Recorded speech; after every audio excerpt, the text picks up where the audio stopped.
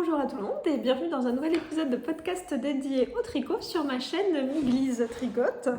Je suis super contente de vous retrouver aujourd'hui, on est le 14 juillet, donc ça doit faire à peu près 3 semaines je pense depuis ma dernière vidéo, quelque chose comme ça. J'espère que vous allez très bien, que vous n'avez pas été trop en sueur avec toutes ces chaleurs. Nous ça va, enfin moi ça va. J'ai été en vacances, donc avec Samy et Diane, on est parti un peu quelques jours chez mes parents à Biarritz. Donc la petite a bien profité de la plage, elle adore les vagues et tout et tout.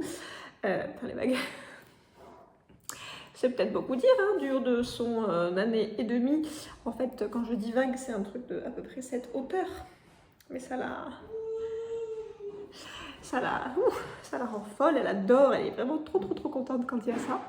Donc on a pu bien profiter de la plage à Biarritz et puis ensuite on est partis tous les trois au Cap Ferré ou au Ferré comme disent les Bordelais, puisque moi j'ai étudié à Bordeaux pendant 6 ans, donc je connais pas mal de Bordelais hein, au final, et donc ils disent le Ferré, ils disent pas le Cap Ferré. Et donc nous sommes allés au Ferré pendant une petite semaine, et c'est là que c'était la grosse canicule, donc nous on a eu beaucoup de chance hein, d'être là-bas à ce moment-là, puisque au lieu d'avoir les 40 degrés de Dax, on avait l'air frais un peu, voilà, enfin, c'était mieux en tout cas, et puis on pouvait aller se baigner à la piscine, à l'hôtel, ou bien à la plage, donc vraiment c'était trop bien. Donc je suis en pleine forme maintenant pour le retour au boulot qui a eu lieu la semaine dernière. Donc ça a été une semaine chargée, le retour au boulot forcément après 2 semaines d'absence, bon j'ai pas chômé, mais là c'est le grand week-end, tout va bien, donc voilà, je suis prête pour une vidéo. Donc je vous remercie d'être là à chaque fois, je vous remercie énormément pour tous les gentils commentaires que vous me laissez toujours et pour les conseils que vous pouvez me donner par-ci par-là sur mes tricots, c'est toujours très plaisant pour moi. Donc n'hésitez pas comme toujours à mettre des commentaires si vous avez des trucs à dire.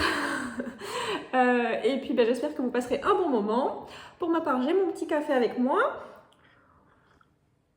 Un petit café macchiato comme on dit. D'ailleurs, vous connaissez cette chanson là. Il y a eu l'Eurovision il y a quelques semaines. Il y a cette chanson là, Espresso Macchiato. J'adore. C'est un délire pour moi. Je sais pas de quel pays il vient le mec qui a fait cette chanson, mais alors, entre la chanson et le clip qui va avec, c'est fabuleux. Bon, allez, on se lance dans le tricot, j'ai quand même pas mal de choses à vous raconter. Donc déjà, je ne porte rien de tricoté aujourd'hui, mais j'ai une robe que j'ai cousue par contre. Voilà, c'était la robe de Liz Taylor. Je pense que son nom c'est la robe comète. Mais en même temps, je ne suis pas sûre à 100%. Je crois quand même que c'est ça. Et c'était un tissu que j'avais acheté sur le site internet de Drissenstoffen. C'est une viscose. Donc vous voyez, il est super ce modèle. Donc déjà il y a l'encolure comme ça qu'on n'est pas obligé de faire, mais moi j'avais choisi de la faire. Il y a des petites manches élastiquées un peu bouffantes là. Donc ça fait un effet d'épaule un peu présente, ce qui pour moi qui n'est pas vraiment d'épaule est une très bonne chose. Là il y a une patte de boutonnage juste sur le haut, sur le corsage, et puis c'est élastiqué aussi à la taille avec une taille haute marquée, ce qui pour moi me va bien. Voilà, et là vous voyez pas trop la hauteur, je vais monter sur ma chaise. Hop.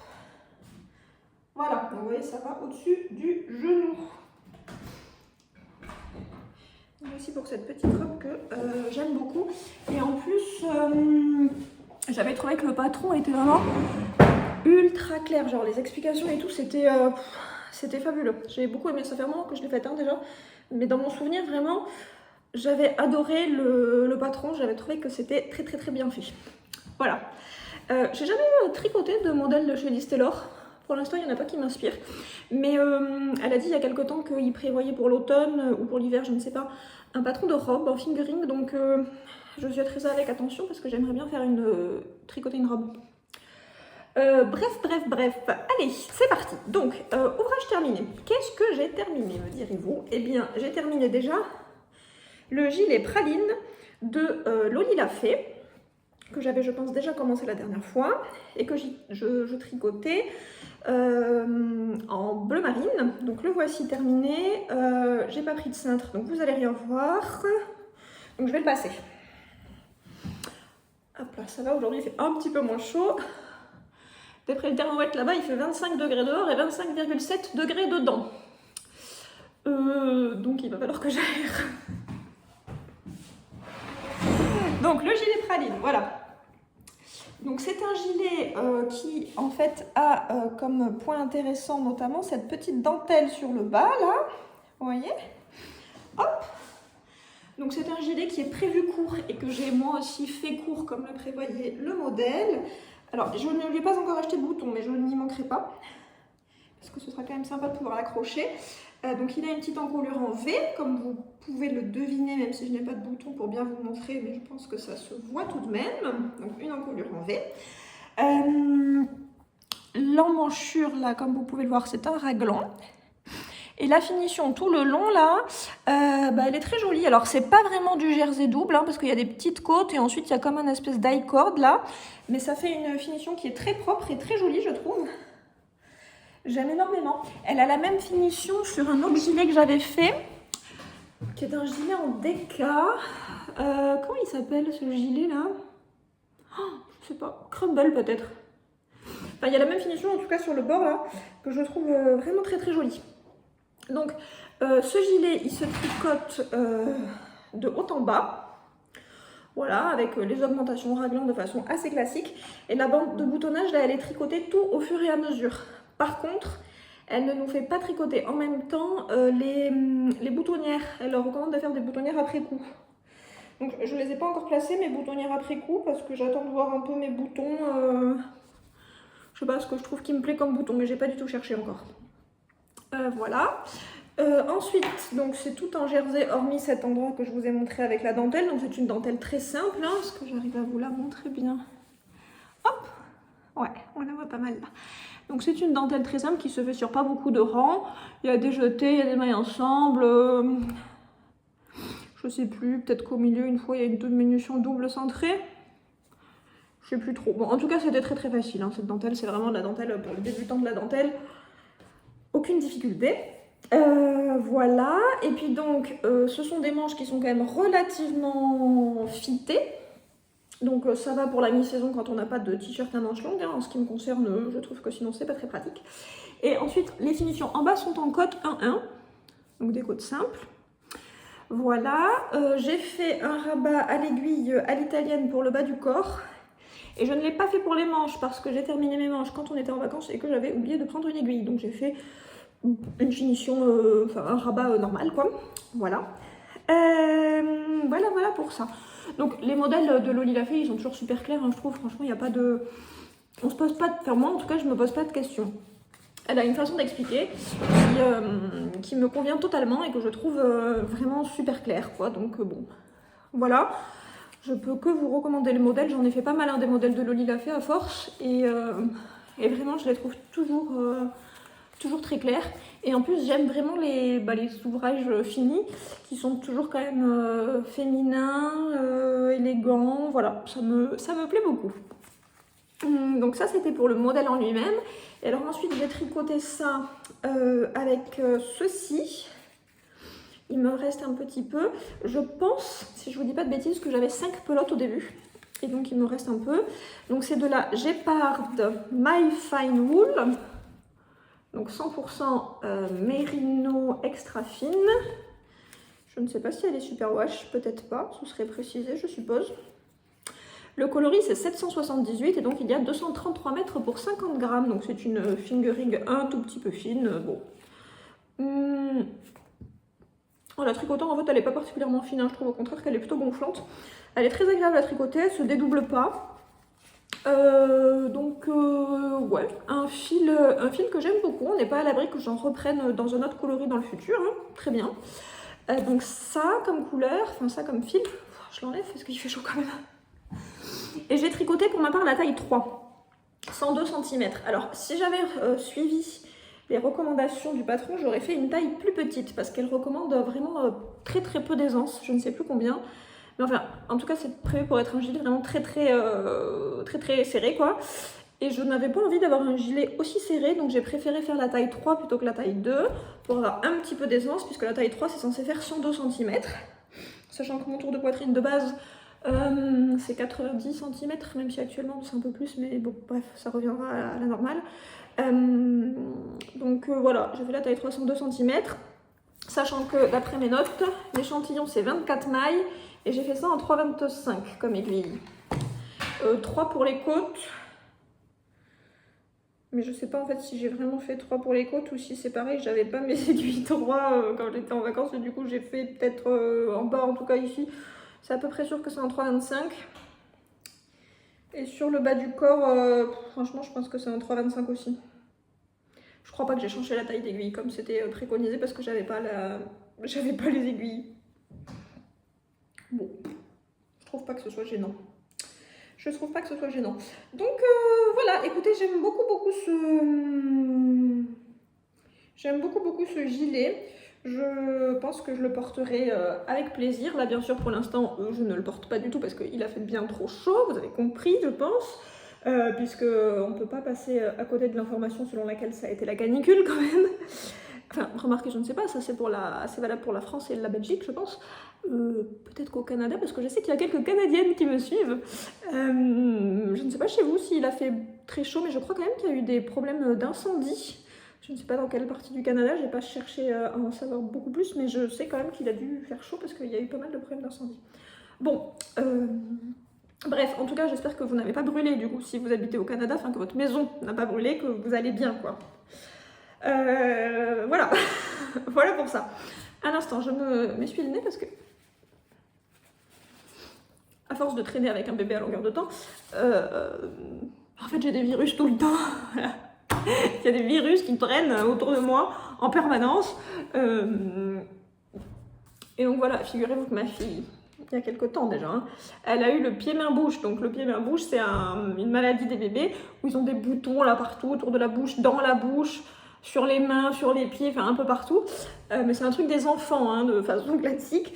Sauf qu'elle a réussi à contaminer mon frère, qu'elle refuse habituellement de voir, elle ne veut pas le toucher. Là, pour une fois, elle l'aimait bien, sauf que 3 jours après, elle a eu le pied-main-bouche, et résultat, lui, la semaine d'après, il avait le pied-main-bouche aussi. Donc super, son oncle, il est vraiment ravi par une nièce pareille. Bon, bref, arrêtons de parler bébé, hein, c'est pas là pour ça que vous êtes là, c'est pour parler tricot. Donc, tricot, ça c'était le premier truc que j'ai fini.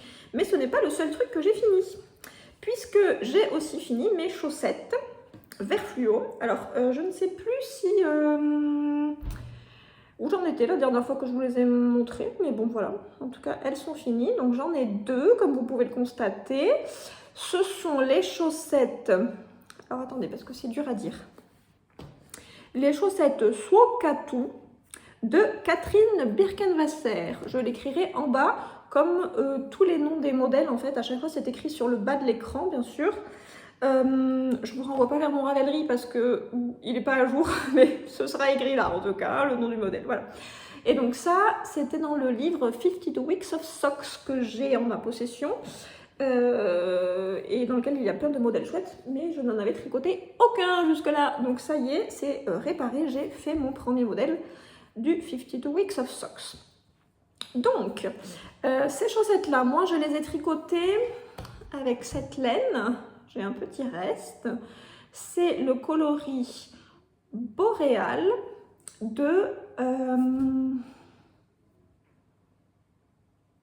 excusez-moi, j'ai un trou. De Pokémon, là. De Bulbe Bizarre. Voilà, de Bulbe Bizarre. Je suis sûre que vous étiez en train de le crier derrière votre écran. Donc, c'est le coloris boréal de chez Bulbe Bizarre, qui est ce vert moitié fluo, là, très très nuancé quand même. Que j'avais acheté lors d'une de ces ventes de façon classique quoi, et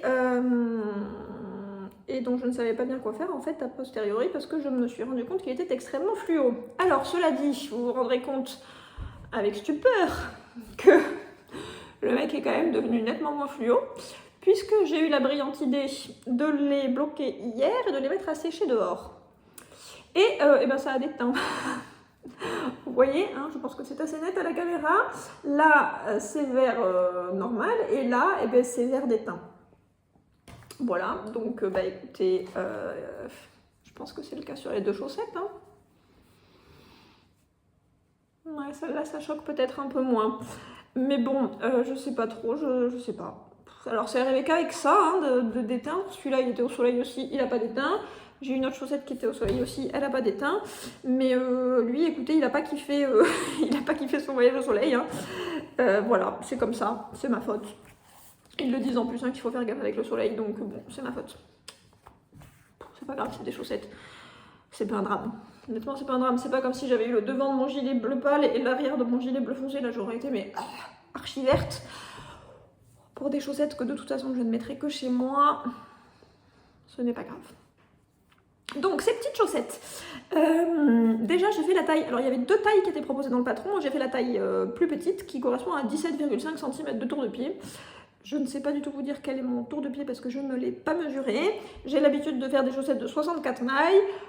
Et là, bah, je suppose que la plus petite taille, ça devait correspondre et j'ai pris ça. Je ne me suis pas posé de questions. Et elle préconise de les tricoter en 2,5 mm.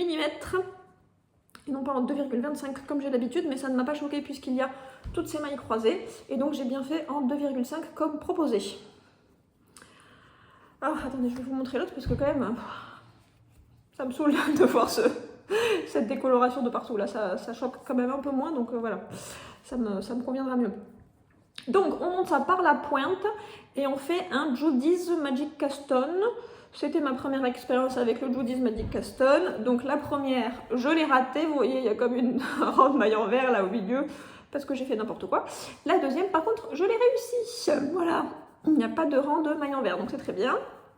Hop, on fait des petites augmentations là et puis paf, on commence. Le motif sur le pied. Donc c'est un motif qui fait comme des croisillons là. C'est pas ce qu'il y a de plus agréable, confortable à faire comme point. J'ai trouvé que ça tirait un peu quand même sur mes mains au bout d'un moment. Et puis surtout avec ma façon de tricoter, il fallait qu'avec mon bout de doigt, je pousse beaucoup sur l'aiguille. Et au bout d'un moment, du coup, j'avais mal à la pulpe de mon index. Donc bon, voilà, c'était pas le point le plus agréable à faire, mais j'aime beaucoup le résultat final. Par contre, je trouve ça très très beau. Après, je pense que du coup, au prochain soleil, je les mettrai au soleil dans l'autre sens pour que ça s'équilibre un peu, parce que là, quand même...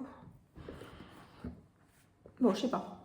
Bref, de toute façon, au final, je m'attendais pas exactement à ça comme couleur hein, quand j'ai commandé. Je pensais pas que ce serait aussi dans ta face. Donc, c'est pas ma couleur préférée, en fait.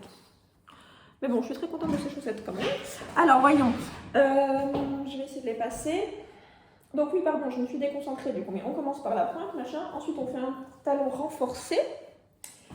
Et puis ensuite, on finit par des côtes 1-1 semi-torse.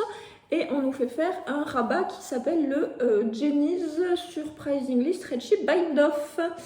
Voilà, qui est effectivement très stretchy. Hein. Voici mon pied. Hop, vous voyez la taille, ça me convient bien.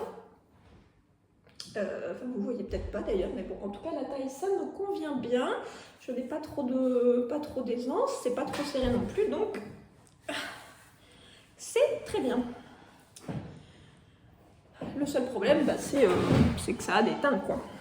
Bon, c'est pas grave, on n'en fera pas une maladie. Au pire, si ça m'énerve trop, bah, je l'éteindrai hein, et puis voilà, on n'en parlera plus. Donc, voici pour ça. Je pense que je n'avais rien d'autre à vous dire. Non, j'avais rien d'autre à vous dire. Donc, j'ai ce reste. Je pense que j'en ferai rien. Ou alors, peut-être un jacquard. Qu'est-ce que ça pourrait faire, ça, comme jacquard parce que bon, c'est quand même un petit peu trop fluo pour une grenouille. Je sais pas. Bon, j'ai ça en tout cas, comme reste. Voilà, alors je prends un peu de café.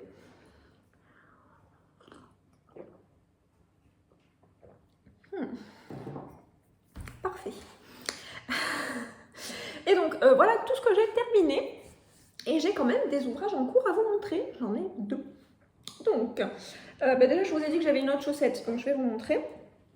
j'ai commencé pendant les vacances les chaussettes, je crois que c'est Pause Café, ou c'est Café en tout cas, de Charlotte Stone dans son livre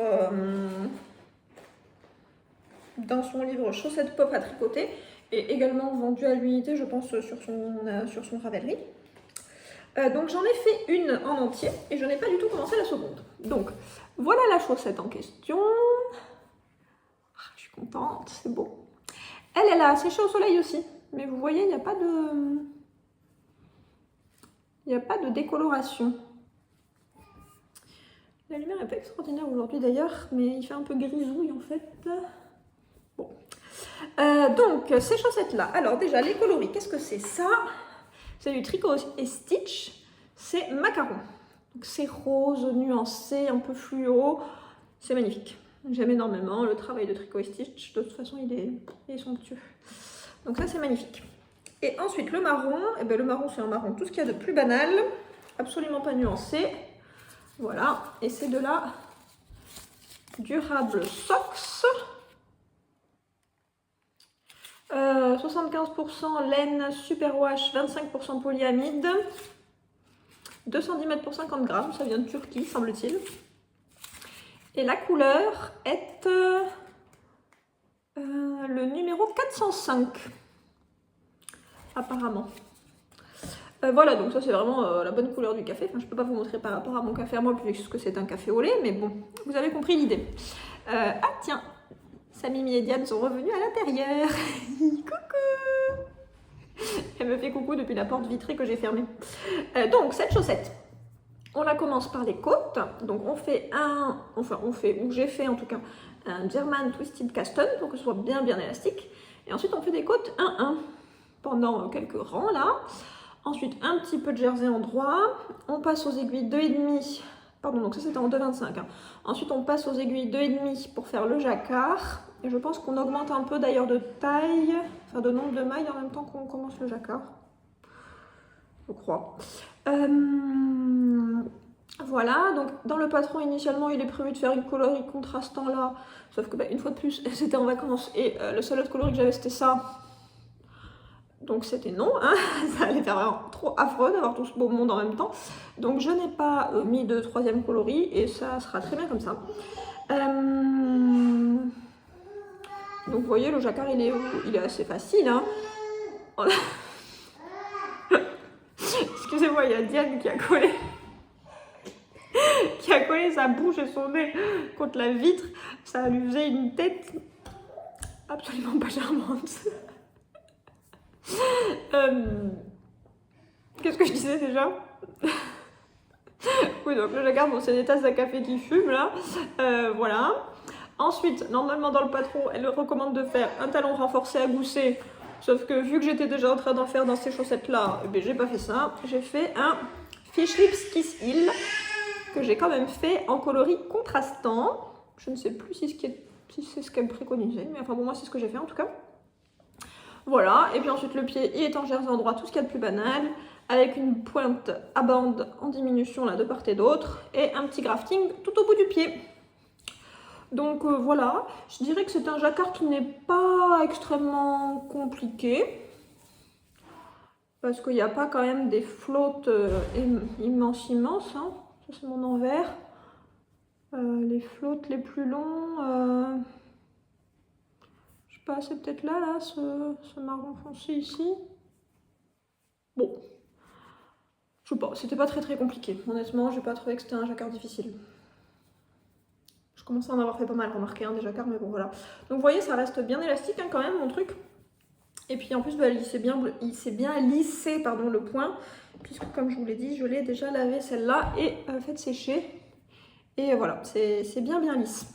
Donc il faudra faire la seconde chaussette, donc également en taille 64 mailles. Je pense que c'est la deuxième taille chez Charlotte Stone. De tête là, elle a généralement 3 tailles, ça doit être 56, 64 et un peu plus.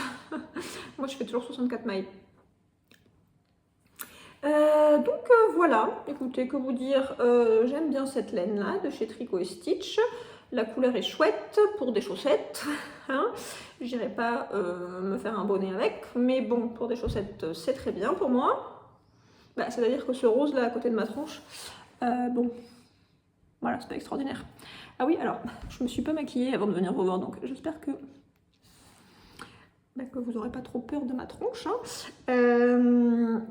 Mais enfin bon, vous n'êtes pas là pour me regarder, vous êtes là pour regarder les tricots. Puis j'ai mis des boucles d'oreilles dorées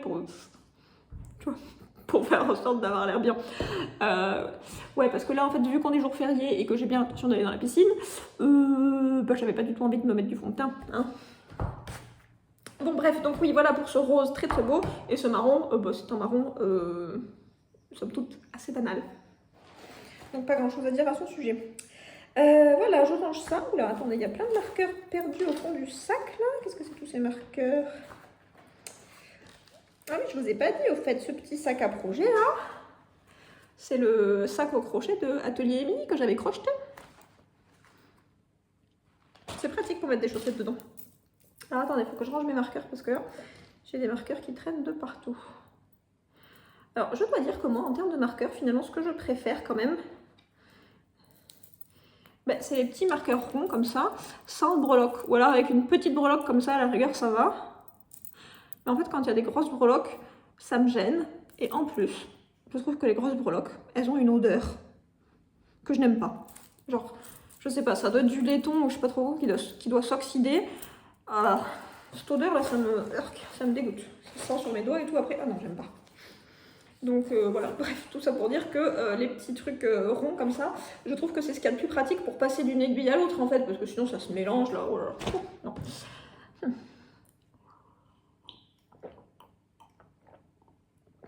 Encore un peu de café parce que elle parle la dame. Ah mince, ça je l'ai pas rangé. Elle parle la dame, ouais. Hop là.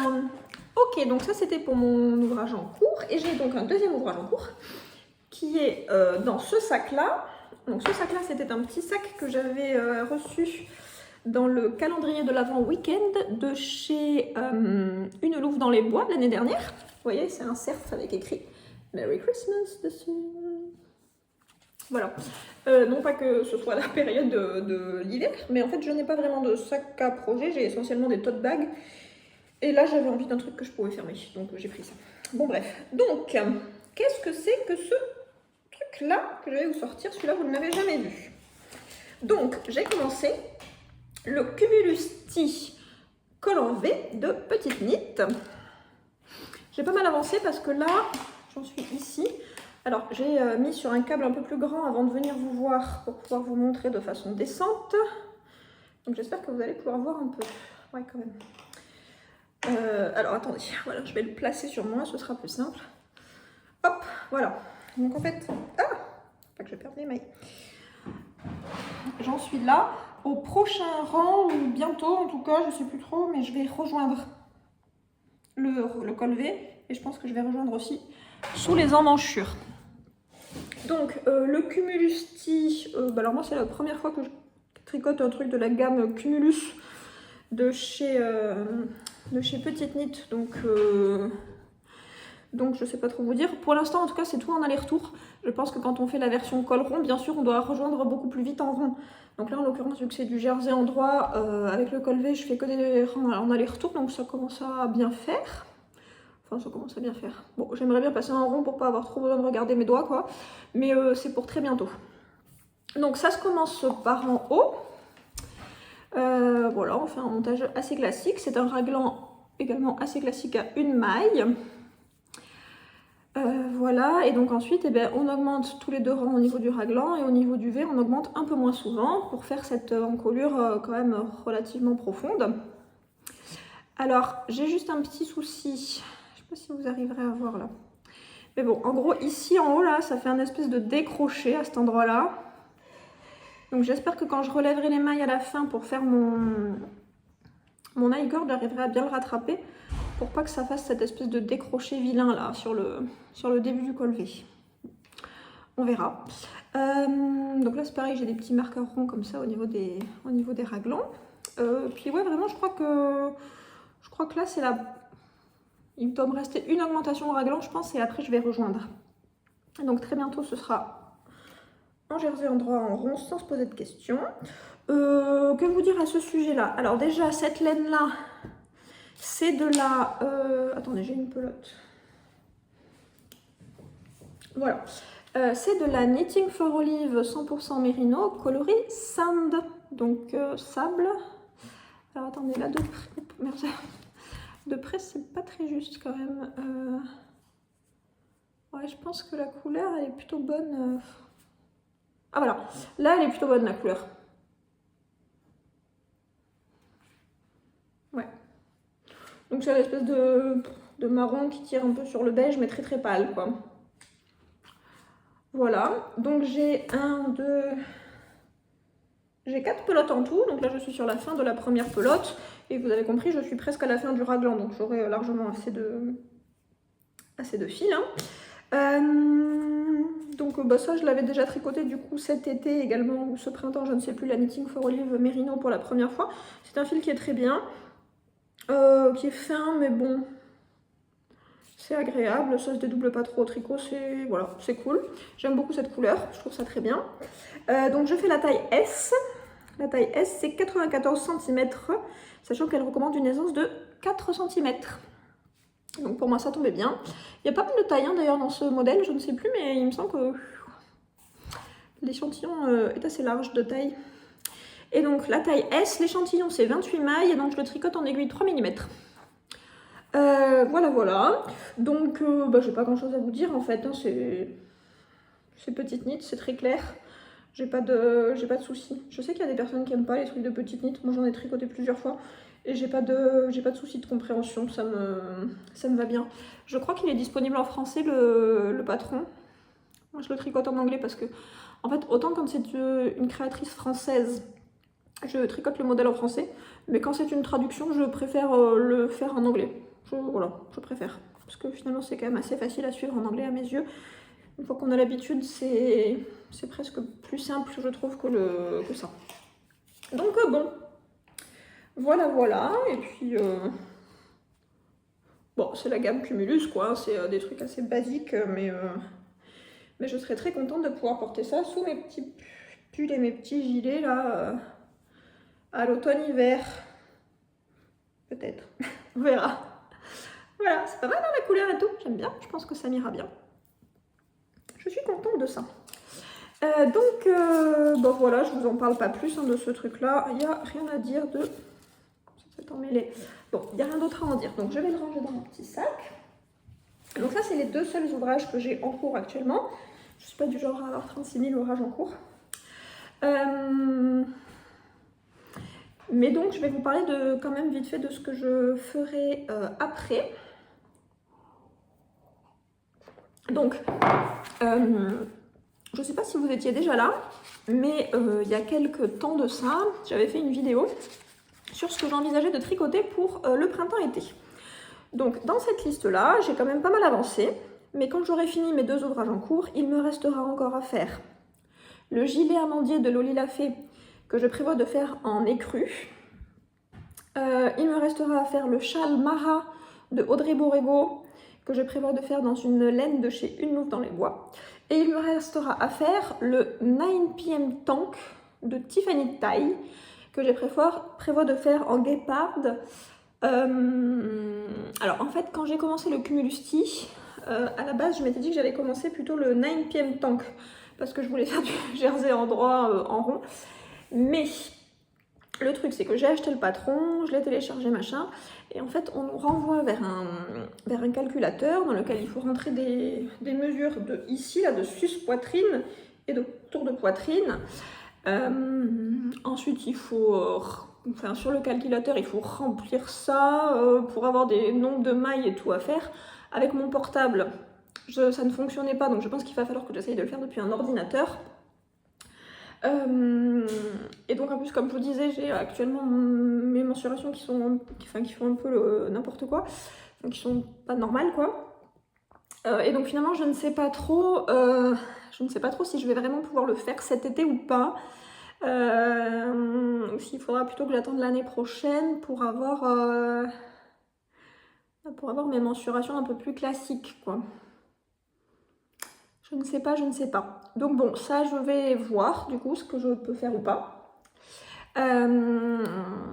Donc probablement que ce ne sera pas le tout prochain truc que je vais commencer. Mais par contre, le tout prochain truc que je vais commencer, ce sera le châle Mara de Audrey Borrego, qui a toujours été un modèle gratuit.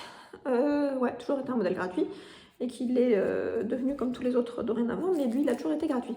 Donc, je vais le faire avec un écheveau de Une louve dans les bois que j'avais reçu donc, dans le calendrier week-end de l'Avent de l'année dernière. Dans ce coloris-là, c'est Chenonceau.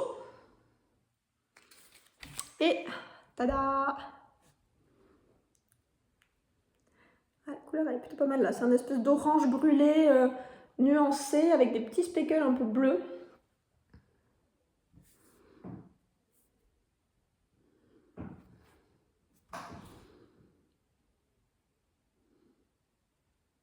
Je sais pas trop si la couleur est bien ou pas. Bon, voilà, donc en tout cas c'était un châle à un écheveau sur lequel il y a plusieurs textures différentes. Donc je pense que ce sera sympathique de faire ça. On n'est pas à l'abri que je le castonne aujourd'hui. On n'est pas à l'abri parce que je ne sais pas si j'ai envie de faire tout de suite la deuxième chaussette café ou si je préfère faire une pause sur chaussette et peut-être commencer ça cet après-midi une fois que j'aurai rejoint mon cumulusti en rond. C'est possible. C'est possible, sachant que donc après, il me restera aussi à faire le gilet amandier pour le printemps-été. Donc d'ici le 21 septembre ou 22 septembre, je ne sais plus quand ça commence l'automne, donc j'ai largement le temps de faire ça, parce que là, le cumulusti, ça va aller vite, hein, je pense quand même au final. Une fois que j'aurai joué en rond, bon, ça reste du jersey en fingering, donc ça va pas prendre 2 jours, mais bon, ça va aller relativement vite. Le gilet amandier par contre, bah, c'est un gilet en fingering, donc ça prendra sûrement un peu plus de temps, parce qu'il faudra lui faire des manches déjà, donc voilà. Ça là, le châle en fingering en écheveau, je pense que ça va pas prendre une plombe. Puis ensuite il y aura le 9 PM Tank, je sais pas. Je sais pas si je pourrais le faire ou si je pourrais pas le faire. Bon, voilà, et puis je commence à réfléchir à ce que je ferai comme ouvrage d'automne-hiver. Ça fuse dans ma tête. Alors j'ai commandé, depuis combien de temps je parle? 37 minutes, bon ça va, je peux blablater un peu. J'ai commandé un peu de laine ces derniers temps, ça faisait un moment que j'en avais pas acheté. Donc j'ai déjà commandé, mais qui m'attend au relais colis, que je ne suis pas allée encore chercher, la box... Merde, je sais plus. Oh la gland. Oui, donc j'ai commandé la box d'été de Ars Mirabilia, qui est sur le thème des nénuphars. Je crois que ça s'appelle des nénuphars, bon bref. Donc ça m'attend au relais colis. J'irai le chercher bientôt. La pauvre Diane la pauvre Diane, c'est le nom de la dame. En fait, il semble qu'elle m'avait envoyé plusieurs mails parce que j'avais pas rempli le nom du relais colis que je voulais. Mais ils sont tous atterris dans mes messages indésirables, donc elle a été contrainte de m'envoyer un texto pour que je daigne lui répondre, donc elle devait en avoir trop marre la pauvre. J'espère qu'elle n'était pas trop fâchée. Bon, en tout cas elle a envoyé quand même, donc bon, voilà, donc ça va être trop cool, je suis super excitée. C'est un kit chaussettes avec un petit marqueur qu'elle fait bien sûr, parce qu'elle fait des marqueurs. Je crois que la laine elle vient de chez Tincture à laine si je me souviens bien, donc ça j'irai le chercher demain je pense. Ensuite, j'ai commandé le dernier duo chaussettes en date de chez The Woolly Skein. C'est Pocahontas. Pocahontas, mon dessin animé préféré de tous les temps. Donc là, quand j'ai vu que c'était Pocahontas, j'ai dit « Ah, je le fais !» Donc je me suis dépêchée de commander Pocahontas. Et puis tant que j'y étais, bien sûr, parce que les frais de port sont fixes à 8 €. D'après ce que j'ai vu sur le site quand j'allais commander mon Pocahontas. Et donc, je me suis commandé 3 écheveaux du coloris Cinnamon, je crois que c'est le nom du coloris. Bah, c'est un marron chaud magnifique pour pouvoir me faire un petit projet d'automne-hiver, n'est-ce pas? Donc voilà. Et puis ensuite, comme si ce n'était pas suffisant, n'est-ce pas, j'ai commandé un calendrier de l'Avent. Voilà. Alors, je sais pas pourquoi j'ai commandé un calendrier de l'Avent. Moi, le concept d'avoir 24 mini, ça m'intéresse pas, en fait. Voilà, ça m'intéresse pas. Les mini, c'est dur à utiliser, je trouve. Enfin, c'est dur à utiliser. Disons que c'est bien, hein, ils mettent des patrons de châles et tout dans les trucs, mais ça ne me plaît pas, en fait, ça ne me plaît pas d'avoir un truc avec 24 couleurs différentes, alors même si c'est un fade ou quoi, mais enfin bon, voilà, je trouve que ça ne convient pas à ce que j'aime, ça ne me correspond pas d'avoir 24 mini comme ça pour faire un seul truc, et puis pour faire des chaussettes, eh ben, ça fait quand même beaucoup de mini à force, je suis pas à ce point-là adepte de chaussettes. Donc voilà, c'est pour ça que l'année dernière, en fait j'avais pris le calendrier week-end parce que c'était 4 écheveaux pleins chez nous dans les bois et je suis vraiment ravie d'avoir fait ça, c'était vraiment trop cool. Et puis cette année, là, je sais pas trop, vous connaissez bien évidemment Laine Amourée. Elle a mis en vente un calendrier de l'Avent, je sais pas, elle a dit le thème des émotions, machin. Et puis Laine Amourée quand même, c'est des couleurs assez neutres et tout, donc je me dis que même s'il y a pas mal de couleurs à associer les unes aux autres, ça pourra le faire. Puis en plus, je me rappelle quand même que l'année dernière, alors c'était peut-être le calendrier d'automne, hein, je sais plus, mais elle avait fait des bases un peu différentes, des trucs un peu sympas pour faire des...